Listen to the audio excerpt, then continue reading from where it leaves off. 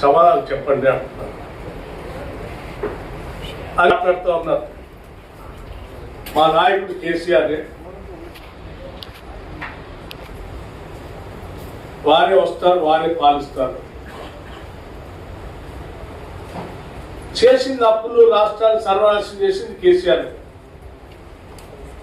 భవిష్యత్తులో మళ్ళీ ఆయన వస్తున్నారని మళ్ళీ మీరే చెప్తున్నారు. మధ్యలో మీ సంగతి ఏంది? అసలు మీరేం మాట్లాడుతున్నారో మీకే తెలియదు. మీరేం చేద్దాం అనుకున్నారో మీకే తెలియదు. మీ చేతుల్లో ఏముందని అసలు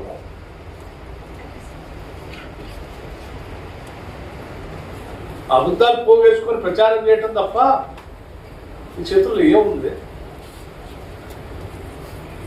నేను చాలా స్పష్టంగా